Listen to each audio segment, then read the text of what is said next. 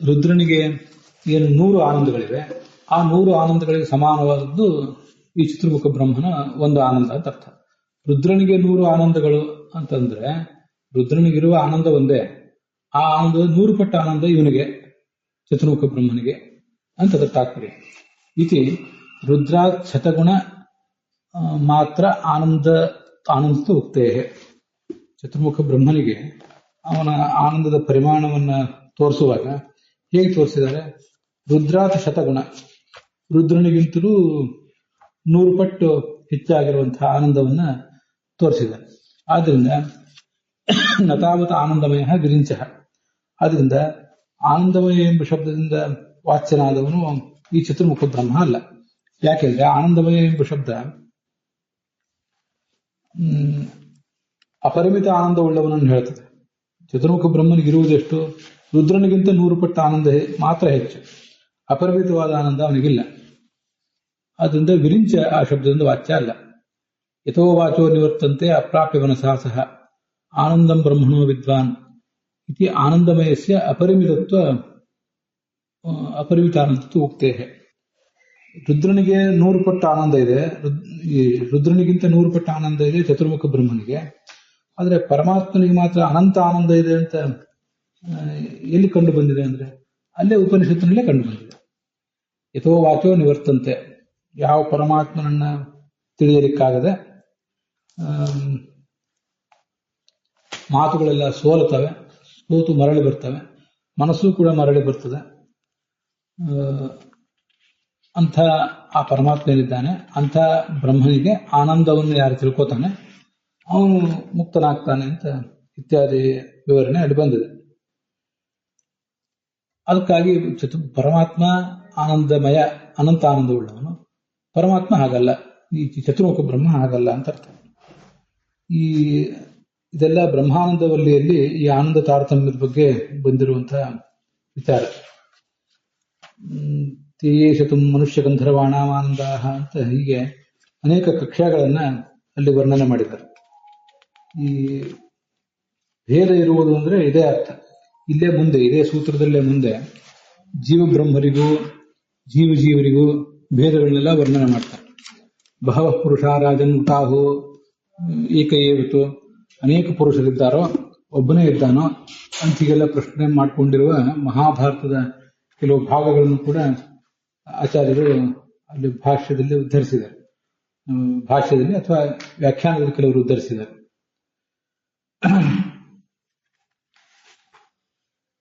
ತ್ರಿವಿಕ್ರಮ ಪಂಡಿತರು ತಮ್ಮ ಮೋಕ್ಷದ ಮೋಕ್ಷದನು ಪರ್ವೆ ಅಂತ 469ನೇ ಪುಟದಲ್ಲಿ ಅವುಗಳನ್ನು ಉದ್ಧರಿಸಿದ್ದಾರೆ. ಮುಂದೆ ಅದನ್ನು ನಾವು ನೋಡೋರಿದ್ದೇವೆ.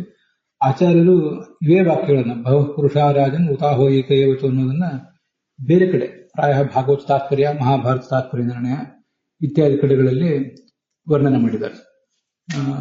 ಭಗವಂತ ಹೇಗೆ ಈ ಜಗತ್ತಿಗಿಂತ ಭಿನ್ನನಾಗಿದ್ದಾನೆ ಅಂತ ಅನ್ನೋದನ್ನೆಲ್ಲ. ಆದ್ರಿಂದ ಇಲ್ಲಿ ಈ ಭವಪುರುಷ ರಾಜನ್ ಅಂತ ಬಂದಿರುವುದರಿಂದಲೇ ನಾನು ಈ ತೈತರಿಯ ಉಪನಿಷತ್ತಿನಲ್ಲಿ ಅದನ್ನು ನೆನಪು ಮಾಡಿಕೊಂಡೆ. ಈ ಸೈಷಾನಂದ ಮೀಮಾಂಸಾ ಭವತಿ, ಇದು ಆನಂದದ ಮೀಮಾಂಸ. ಅನೇಕ ಜನ ಇದ್ದಾರೆ, ಅನೇಕ ಜನ ಮುಕ್ತರಾದವರಿದ್ದಾರೆ. ಅವರಲ್ಲಿ ಯಾರ್ಯಾರಿಗೆ ಎಷ್ಟೆಷ್ಟು ಆನಂದ, ಸೈಕೋ ಮಾನುಷ ಆನಂದ ಅಂತ ಹೀಗೆ ಮುಕ್ತನಾದಂತಹ ಚಕ್ರವರ್ತಿ ಆನಂದ, ಅದು ಮನುಷ್ಯ ಗಂಧರ್ವರ ಅಂಥ 100 ಆನಂದಗಳು ಮನುಷ್ಯ ಗಂಧರ್ವರ ಆನಂದ ಅಂತ ಹೀಗೆಲ್ಲ ಅನೇಕ ಥರದ ವರ್ಣನೆ ಮಾಡಿದ್ದಾರೆ. ಅಲ್ಲಿ ಬೃಹಸ್ಪತಿ, ಪ್ರಜಾಪತಿ ಮೊದಲಾದ ಶಬ್ದಗಳಿವೆ. ಅದಕ್ಕೆಲ್ಲ ಎಲ್ಲಾ ಕಡೆನೂ ಕೂಡ ಒಂದೇ ರೀತಿಯಾದ ಅರ್ಥ ಆಗೋದಿಲ್ಲ. ಪ್ರಜಾಪತಿ ಅಂತಂದ್ರೆ ರುದ್ರ ಅಂತ ಅರ್ಥ. ಅದಕ್ಕಿಂತ ಮುಂಚೆ ಕೆಲವು ಶಬ್ದಗಳಿಗೆ ಬೇರೆ ಬೇರೆ ಅರ್ಥಗಳಿವೆ. ಅದನ್ನೆಲ್ಲ ವ್ಯಾಖ್ಯಾನಕ್ಕೆ ಅನುಗುಣವಾಗಿ ತಿಳ್ಕೋಬೇಕಾಗ್ತದೆ. ತಸ್ಮಾತ್ ಪ್ರಜಾಪತಿ ಮುಕ್ತ ರುದ್ರ ಪ್ರಜನನೇಷಿತ. ಪ್ರಜಾಪತಿ ಅಂತಂದ್ರೆ ಇಲ್ಲಿ ಚತುರ್ಮುಖ ಬ್ರಹ್ಮ ಅಂತ ಅರ್ಥ ಅಲ್ಲ, ರುದ್ರ ಅಂತ ಅರ್ಥ. ಅವನಿಗಿಂತ ತಸ್ಮಾತ್ ಬ್ರಹ್ಮ ಶತಗುಣ ಮುಕ್ತ, ಇದು ತೈತ್ರಿ ಭಾಷ್ಯ ನಾನು ಓದ್ತಾ ಇರೋದು. ತಸ್ಮಾತ್ ಬೃಹಸ್ಪತಿರ್ನಾಮ ಮಹೇಂದ್ರತ್ವಾತ್ ಪುರಂದರ. ಅಲ್ಲಿ ಮತ್ತೆ ಬೃಹಸ್ಪತಿ ಅಂತ ಶಬ್ದ ಇದೆ. ಆ ಬೃಹಸ್ಪತಿ ಅಂತಂದ್ರೆ ಇಂದ್ರ ಅಂತ ಅರ್ಥ. ಈ ದೇವಗುರುವಾದಂತಹ ಬೃಹಸ್ಪತಿ ಅಂತ ಅರ್ಥ ಅಲ್ಲ. ಹೀಗೆ ಒಬ್ಬೊಬ್ಬರಿಗೆ ಕೆಲವು ನಾವು ಪ್ರಸಿದ್ಧವಾಗಿ ತಿಳಿದಿರುವ ಶಬ್ದಗಳಿಗಿಂತ ಸ್ವಲ್ಪ ಬೇರೆ ಬೇರೆ ಶಬ್ದಗಳನ್ನ ಅಲ್ಲಿ ಪ್ರಯೋಗಿಸಿದೆ. ನಾನು ಒಂದ್ಸರಿ ಅದನ್ನೆಲ್ಲ ಗುರುತು ಮಾಡಿಕೊಂಡಿದ್ದೆ ಈ ತೈತ್ರಿಯ ಉಪನಿಷತ್ತು ಓದುವಾಗ. ತೇಯೇಶತಂ ಮನುಷ್ಯ ಗಂಧರ್ವಾಣಾಮಾನಂದ ಸೈಕೋ ದೇವಗಂಧರ್ವಾಣಾಮಾನಂದ ಅಂತ ಹೇಳ್ತಿರುವುದು ಇದು 32ನೇ ಕಕ್ಷಾ ತಾರತಮ್ಯಕ್ಕೆ ಸೂಚಕ. ಮತ್ತೆ ಮುಂದೆ ಸೈಕ ಪಿತೃಣಾಂ ಚಿರಲೋಕಲೋಕಾನಾಂ ಆನಂದ ಅಂತ ಅನ್ನೋದು ಇದು ಚಿರಪಿತೃಗಳ ಕಕ್ಷಾ ತಾರತಮ್ಯ 31ನೇ ಕಕ್ಷೆ. ಮತ್ತೆ ಅಜಾನಜಾನಾಂ ದೇವಾನಾಂ ಆನಂದ ಅಂತ ಏನ್ ಬಂದಿದೆ ಅದು 30ನೇ ಕಕ್ಷೆ. ಮತ್ತೆ ಸೈಕ ಕರ್ಮದೇವಾನಾಂ ದೇವಾನಾಂ ಆನಂದ ಅಂತ ಅನ್ನೋದು 19ನೇ ಕಕ್ಷೆ ಅಂತ. ಹೀಗೆ ಅದನ್ನ ಬೇರೆ ಬೇರೆ ತರ ಗುರುತು ಮಾಡ್ಕೊಂಡಿದ್ದೆ. ಅದರಿಂದ ದೇವ, ಋಷಿ, ಪಿತೃ, ಪ, ನರ ಅಂತ ಹೀಗೆಲ್ಲ ಏನ್ ಗುರುತುಗಳು ಒಂದು 5 ವರ್ಗಗಳಿವೆ. ಅಲ್ಲಿ ದೇವತೆಗಳು ಅಂದ್ರೆ ಸರಿಸುಮಾರು 26, 27 ಮೊನ್ನೆನೂ ಯಾವಾಗ ಒಂದ್ಸರಿ ಹೇಳಿದ್ದೆ. ಅಲ್ಲಿವರೆಗೂ ಕೂಡ ದೇವತೆಗಳು ಬರ್ತಾರೆ. ಅದಾದ್ಮೇಲೆ ಋಷಿಗಳು, ಶತಕೋಟಿ ಋಷಿಗಳು.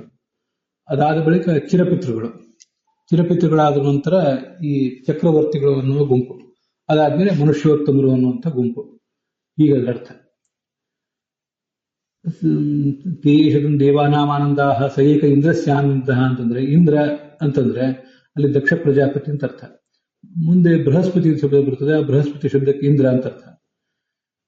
ತೇಷದಂ ಬೃಹಸ್ಪತಿಯರಾನಂದ ಸೈಕ ಪ್ರಜಾಪತಿಯರಾನಂದ ಅಂತಂದ್ರೆ ಅದು ಗರುಡ ಶೇಷ ರುದ್ರರು ಅಂತ ಅರ್ಥ. ತೇಷದಂ ಪ್ರಜಾಪತಿಯರಾನಂದ ಸೈಕೋ ಬ್ರಹ್ಮಣ ಆನಂದ ಅಂದ್ರೆ ಅದು ಚತುರ್ಮುಖ ಬ್ರಹ್ಮಣ ಆನಂದ ಅಂತ ಹೀಗರ್ಥ. ಪ್ರಸಂಗ ಬಂತು ಅಂತ ಅದನ್ನೇನು ಹೇಳಿದೆ ಅಷ್ಟೇ. ಅತಯೇವ ರುದ್ರ, ರುದ್ರನೂ ಕೂಡ ಇಲ್ಲಿ ಆನಂದಮಯ ಶಬ್ದದಿಂದ ವಾಚ್ಯನಲ್ಲ. ಯಾಕೆ ವಾಚ್ಯನಲ್ಲ ಅಂದ್ರೆ ಅವನು ಹಿರಣ್ಯ ಗರ್ಭನಿಗಿಂತ 100 ಪಟ್ಟು ಆನಂದ ಕಡಿಮೆ ಉಳ್ಳವನಾಗಿದ್ದಾನೆ. ಆದ್ರಿಂದ ಅನಂತ ಆನಂದಮಯ ಎಂಬ ಶಬ್ದವನ್ನು ಕೊಡುವ ಆನಂದಮಯ ಶಬ್ದದಿಂದ ಅವನು ವಾಚ್ಯನಲ್ಲ. ಏವಂ ನ ಇಂದ್ರ ಬೃಹಸ್ಪತ್ಯಾದಯವಪಿ, ಇಂದ್ರನಾಗಲಿ ಬೃಹಸ್ಪತಿಯಾಗಲಿ ಮತ್ತೆ ಯಾವ ದೇವತೆಗೂ ಕೂಡ ನಮಗಿಲ್ಲಿ ಸ್ವೀಕಾರಕ್ಕೆ ಯೋಗ್ಯರಲ್ಲ. ಇಲ್ಲಿ ತತ್ವಪ್ರಕಾಶಿಕಾದಲ್ಲಿ ಇಂದ್ರ ಬೃಹಸ್ಪತಿ ಅಂತ ಏನ್ ಬಂದಿದೆ, ಇದಕ್ಕೆಲ್ಲದಕ್ಕೂ ಕೂಡ ಇಂದ್ರ ಅಂದ್ರೆ ದೇವರಾಜ ಇಂದ್ರನೇ, ಬೃಹಸ್ಪತಿ ಅಂದ್ರೆ ಅವನಿಗಿಂತ ಕೆಳಗಿರುವಂತಹ 10ನೇ ಕಕ್ಷೆ ಇದ್ದಿರಬೇಕು. ಆ ಬೃಹಸ್ಪತಿಯೇ ಇಲ್ಲಿ ವಾಚ್ಯರಾಗ್ತಾರೆ. ಅದೃಶ್ಯ, ಅನಾತ್ಮೆ, ಅನಿಲಯನೆ ಅಂತ ಹೀಗೆಲ್ಲ ಅಲ್ಲಿ ಮುಂದೆ ವಾಕ್ಯಗಳು ಕಂಡು ಬರ್ತವೆ. ಇದು ನೋಡಿ, ತೈತ್ಯೇಶ ಶತಂ ಪ್ರಜಾಪತಿರಾನಂದ ಅಂತ ತೈತ್ರಿಯ ಉಪನಿಷತ್ತು 2ನೇ ಅಂದ್ರೆ ಬ್ರಹ್ಮಾನಂದವಲ್ಲಿಯಲ್ಲಿ ಬಂದಿರೋದು. ಅದಾದ್ಮೇಲೆ ತೈತ್ರಿಯ ಉಪನಿಷತ್ತಿನಲ್ಲೇ 2ನೇ ಅಧ್ಯಾಯದಲ್ಲಿ 7ನೇ ಮಂತ್ರ ಅದೃಶ್ಯ, ಅನಾತ್ಮೆ, ಅನಿರುಕ್ತೆ, ಅನಿಲಯನೆ, ಅಭಯಂ ಪ್ರತಿಷ್ಠಾಂ ಬಿಂದತೆ ಅಂತ. ಕಳೆದ ದಿವಸ ಅದನ್ನ ನಾವು ನೋಡಿದ್ವಿ. ಅದೃಶ್ಯ ಅಂತಂದ್ರೆ ಅವನು ನಮಗೆ ಪೂರ್ಣವಾಗಿ ನಮ್ಮ ಜ್ಞಾನಕ್ಕೆ ಯೋಗ್ಯನಲ್ಲ ಅಂತ ಅರ್ಥ. ಅನಾತ್ಮ್ಯ ಅಂದ್ರೆ 2 ಅರ್ಥ ಹೇಳಿದ್ದೆ ಕಳೆದ ದಿವಸ. ಅನಾತ್ಮ್ಯ ಅಂದ್ರೆ ಸ್ವಾಮಿರಹಿತೆ ಜೈವ ಗುಣ ವಿಧುರೇವ. ಆತ್ಮ ಅಂದ್ರೆ ಪರಮಾತ್ಮ. ಆತ್ಮ್ಯ ಅಂದ್ರೆ ಆ ಪರಮಾತ್ಮನ ಅಧೀನವಾಗಿರುವ ಜಗತ್ತು. ಅನಾತ್ಮ್ಯ ಅಂತಂದ್ರೆ ಈ ಜಗತ್ತಿನಂತೆ ಇನ್ಯಾರಿಗೂ ಅಧೀನವನ್ನಲ್ಲದ ಪರಮಾತ್ಮ ಅಂತ ಅರ್ಥ.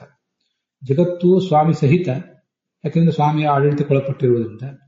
ಪರಮಾತ್ಮ ಸ್ವಾಮಿರಹಿತ, ಆದ್ರಿಂದ ಅನಾತ್ಮ್ಯ. ಮತ್ತು ಜೈವ ಗುಣ ವಿಧುರೇವ. ಜೈವ ಗುಣಗಳು ಅಂದ್ರೆ ಜೀವನದಲ್ಲಿರುವಂತಹ ಗುಣಗಳು. ಆ ಗುಣಗಳಿಂದ ರಹಿತನಾದವನು ಈ ಭಗವಂತ. ಆದ್ರಿಂದ ಅವನು ಅನಾತ್ಮೆ. ಮತ್ತೆ ಅನಾತ್ಮೆ, ಅನಿರುಕ್ತೆ. ಅನಿರುಕ್ತ ಯಾಕೆ ಅಂದ್ರೆ ಸಾಕಲ್ಯ ನಿರ್ವಚನ ಅಗೋಚರೆ. ಅವನನ್ನ ನಿರ್ವಚಿಸ್ಲಿಕ್ಕೆ ಆಗೋದಿಲ್ಲ ಅಂತ ಅರ್ಥ ಅಲ್ಲ, ಪೂರ್ಣವಾಗಿ ಅವನನ್ನು ನಿರ್ವಚಿಸ್ಲಿಕ್ಕೆ ಆಗೋದಿಲ್ಲ ಅಂತ ಅದರ ತಾತ್ಪರ್ಯ. ಮುಂದೆ ಅನಿರುಕ್ತೆ. ಅನಿಲಯನೆ ಅಂದ್ರೆ ಅಪರಾಶ್ರಯ. ಜಗತ್ತು ಪರಾಶ್ರಯ, ಇನ್ನೊಬ್ಬರನ್ನು ಅವಲಂಬಿಸಿ ಬದುಕಿದೆ. ಭಗವಂತ ಅಪರಾಶ್ರಯ. ತಸ್ಮಿನ್ ಆನಂದಮಯೇ, ಇಂಥ ಆನಂದಮಯನಾದ ವಿಷ್ಣುವಿನಲ್ಲಿ ಯಹ ಅಭಯತೆಯ, ಭಯರಹಿತನಾಗಿ ಧ್ಯಾನ ರೂಪಾಂ ಪ್ರತಿಷ್ಠಾಂ ಬಿಂದತೆ. ಅಭಯಂ ಪ್ರತಿಷ್ಠಾಂ ಬಿಂದತೆ ಅಂತಿದೆಯಲ್ಲ, ಪ್ರತಿಷ್ಠೆಯನ್ನು ಹೊಂದುವುದು ಅಂದ್ರೆ ಧ್ಯಾನ ಮಾಡುವುದು. ಅಂದ್ರೆ ಮೊದಲು ಶ್ರವಣ ಮಾಡಿ, ಮನನ ಮಾಡಿ, ಆಮೇಲೆ ಧ್ಯಾನ ಮಾಡುವುದು. ಹೀಗೆ ಧ್ಯಾನ ಮಾಡಲಿಕ್ಕೆ ಹೊರಟಾಗ ಭಯಂ ಪ್ರತಿಷ್ಠಾಂಬಿಂದತೆ ಸಹ ಉಪಾಸಕ, ಅವನು ಆ ಉಪಾಸಕ ಮುಂದೆ ಭಗವಂತನನ್ನು ಹೋಗಿ ತಲುಪ್ತಾನೆ ಅಂತ ಹೀಗೆ ಶ್ರುತಿಯಲ್ಲಿ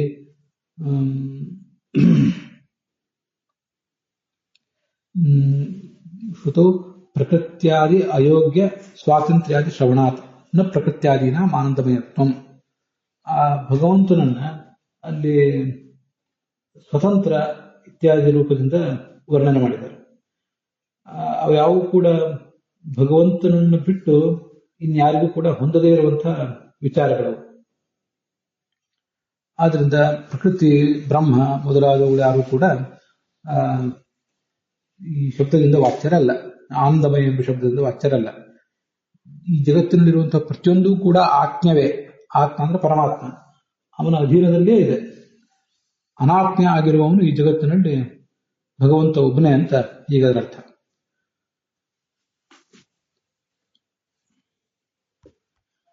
ಈ ತೈತ್ರಿಯ ಉಪನಿಷತ್ತಿನ ಭಾಷ್ಯವನ್ನ ಈಗ ನಾವು ವ್ಯಾಖ್ಯಾನಿಸಿದ್ದು ನೋಡಿದ್ವಲ್ಲ, ಅಭಯತೆಯ ಧ್ಯಾನ ರೂಪಾಂ ಪ್ರತಿಷ್ಠಾಂ ಬಿಂದತೆ, ಧ್ಯಾನದ ಸ್ಥಿರತೆಯನ್ನು ಪಡಿತಾನೆ ಅಂತಿದೆ. ಭಯರಹಿತನಾಗಿ ಧ್ಯಾನ ರೂಪದ ಸ್ಥಿರತೆಯನ್ನು ಪಡಿತಾನೆ ಅಂತ. ತತ್ವಪ್ರಕಾಶಿಕಾದಲ್ಲಿ ಎಲ್ಲ ಕಡೆನೂ ಕೂಡ ಒಂದು 2-3 ಪಾಠಗಳಲ್ಲಿ ಎಲ್ಲ ಕಡೆನೂ ಕೂಡ ಹಾಗೇ ಇದೆ. ಧ್ಯಾನದ ಸ್ಥಿರತೆಯನ್ನು ಪಡಿತಾನೆ ಅಂತ. ಅವನ ಧ್ಯಾನ ಯಾವತ್ತೂ ಚಂಚಲ ಆಗೋದಿಲ್ಲ, ಅದಕ್ಕೇನು ಭಂಗವೂ ಬರೋದಿಲ್ಲ. ಯಾಕೆಂದ್ರೆ ಅವನು ಭಯ ಬರುವ, ಉದ್ವೇಗ ಬರುವ ಎಲ್ಲ ಹಂತಗಳನ್ನು ಮೀರಿದ್ದಾನೆ ಅಂತ ಅರ್ಥ. ಆದ್ರೆ ತೈತ್ರಿಯ ಉಪನಿಷತ್ತಿನ ಭಾಷ್ಯದಲ್ಲಿ ಅನಿಲಯನೇ ಅಭಯತ್ವೇನ ಯದಾ ಜ್ಞಾನೇನ ತಿಷ್ಠತಿ ಅಂತ ಆ ಜ್ಞಾನದ ಏಕಾಗ್ರತೆಯನ್ನು ಪಡಿತಾನೆ ಅಂತ ಅರ್ಥ ಹೇಳಿದ್ದಾರೆ ಆಚಾರ್ಯರು. ಜ್ಞಾನವು ಸ್ಥಿರತೆಯನ್ನು ಪಡೆದಾಗ ಉಪಾಸಕ ಅಭಯ ಪ್ರದನಾದ ಸಂಸಾರ ಭಯವನ್ನು ಕಳೆಯುವ ಹರಿಯನ್ನು ಹೊಂದುತ್ತಾನೆ ಅಂತ ಬರೆದಿದ್ದಾರೆ. ಈಗ ತೈತ್ರಿಯ ಉಪನಿಷತ್ತಿನ ಭಾಷ್ಯದಲ್ಲಿ ಜ್ಞಾನದ ಸ್ಥಿರತೆ ಅಂತಿದೆ, ಇಲ್ಲಿ ಧ್ಯಾನದ ಸ್ಥಿರತೆ ಅಂತಿದೆ. ಇದು ಹೇಗೆ ಅಂತ ಸ್ವಲ್ಪ ಇನ್ನಷ್ಟು ಆಳವಾಗಿ ನಾವು ವಿಚಾರ ಮಾಡಬೇಕು. ಮತ್ತು ಟಿಪ್ಪಣಿಗಳಲ್ಲಿ ಎಲ್ಲಿಯಾದರೂ ಅದು ಅಡಿಗೆ ಹೋಗಿದೆಯೋ ನಮ್ಮ ಗಮನಕ್ಕೆ ಬಂದಿಲ್ವೋ ಏನೋ ಅಂತ. ಆದರೂ ಈ ಸದ್ಯ ಒಂದು ಸಂಭಾವಿತವಾದ ಅರ್ಥ ಹೇಳುತ್ತೇನೆ. ಇಲ್ಲಿ ಧ್ಯಾನ ಅಂದ್ರೆ ಉಪಾಸನೆ ಅಂತ ಅರ್ಥ. ಸ್ವೋಪಾಸನಾಚ ದ್ವಿವಿಧ ಶಾಸ್ತ್ರಾಭ್ಯಾಸ ಸ್ವರೂಪಿಣಿ ಧ್ಯಾನ ರೂಪ ಪರಾಚೈವ ಅಂತ ಅನುವ್ಯಾಖ್ಯಾನದಲ್ಲಿ ಬಂದಿರೋದ್ರಿಂದ ಧ್ಯಾನ ಅಂದ್ರೆ ಉಪಾಸನೆ. ಉಪಾಸನೆ ಅಂತ ಎರಡು ಥರ. ಒಂದು ಧ್ಯಾನ ರೂಪ ಶಾಸ್ತ್ರಾಭ್ಯಾಸ ಸ್ವರೂಪವಾದ್ದು. ಒಂದು ನಾವೇನು ಶಾಸ್ತ್ರಗಳನ್ನ ನಾವು ಅಧ್ಯಯನ ಮಾಡಿ ಮತ್ತೊಬ್ಬರಿಗೆ ಪ್ರವಚನ ಮಾಡ್ತೀವಿ, ಹಾಗೆ ಅದ್ರ ಜೊತೆಗೆ ಮನನೂ ಮಾಡ್ತಾ ಇರ್ತೀವಿ. ಈಗ ಶ್ರವಣ ಪ್ರವಚನ ಮನನ ರೂಪವಾದದ್ದು ಒಂದು ಉಪಾಸನೆ. ಇದನ್ನು ಧ್ಯಾನ, ಇದನ್ನು ಉಪಾಸನ ಅಂತ ಹೇಳುವುದು. ಉಪಾಸನೆಗೆ ಮತ್ತೊಂದು ಶಬ್ದ ಧ್ಯಾನ ಅಂತ. ಇನ್ನೊಂದು ಧ್ಯಾನ ರೂಪ ಪರಾಚೈವ. ಕೂತ್ಕೊಂಡು ಗಾಯತ್ರಿ ಮಂತ್ರ, ವಿಷ್ಣು ಸಹಸ್ರನಾಮ ಮೊದಲಾದವುಗಳನ್ನ ಒಂದು ಸ್ಥಿರವಾದ ಆಸನದಲ್ಲಿ ಕೂತ್ಕೊಂಡು ಏನು ಧ್ಯಾನ ಮಾಡ್ತೀವಿ. ಕೆಲವು ಸರಿ ಕುತ್ಕೋಬಹುದು, ಕೆಲವು ಸರಿ ಓಡಾಡ್ಕೊಂಡು ಅದನ್ನು ಕೆಲವು ಮಂತ್ರಗಳನ್ನು ನಾವು ಪಾರಾಯಣ ಮಾಡಬಹುದು, ಅದು ವಿಚಾರ ಬೇರೆ. ಅಂತೂ ಅಂಥ ಮಂತ್ರಗಳ ಪಾರಾಯಣ ಪುರಶ್ಚರಣ ರೂಪವಾದದ್ದು ಒಂದು ಉಪಾಸನ. ಶಾಸ್ತ್ರ ಶ್ರವಣ ಪ್ರವಚನ ಮನೋರೂಪವಾದ್ದು ಮತ್ತೊಂದು ಉಪಾಸನ ಅಂತಿದೆ. ಆದ್ರಿಂದ ಸದ್ಯ ನಮಗಿಲ್ಲಿ ತೈತ್ರಿಯ ಉಪನಿಷತ್ನಲ್ಲಿ ಜ್ಞಾನೇನ ತಿಷ್ಠತಿ ಎನ್ನುವ ಮಾತಿಗೂ ಇಲ್ಲಿ ಬಂದಿರುವ ಧ್ಯಾನದ ಏಕಾಗ್ರತೆ ಅನ್ನುವ ಮಾತಿಗೂ ಕೂಡ ಧ್ಯಾನ ರೂಪ ಪ್ರತಿಷ್ಠಾ ಅನ್ನೋ ಮಾತಿಗೂ ಹೀಗೊಂದು ಹೊಂದಾಣಿಕೆಯನ್ನು ಮಾಡ್ಕೊಳ್ಳೋಣ. ಇದರಂತೆ ಮತ್ತಾರು ಟಿಪ್ಪಣಿಕಾರರು ಅದ್ರ ಬಗ್ಗೆ ಏನಾದರೂ ಹೇಳಿದ್ದನ್ನು ನಾವು ಇನ್ನೂ ನೋಡಿಲ್ಲ ಅಂತ ಆದ್ರೆ ಗಮನಕ್ಕೆ ಬಂದ್ರೆ ಅದನ್ನ ಮುಂದೆ ನಾವು ತಿಳ್ಕೊಳ್ಳೋಣ.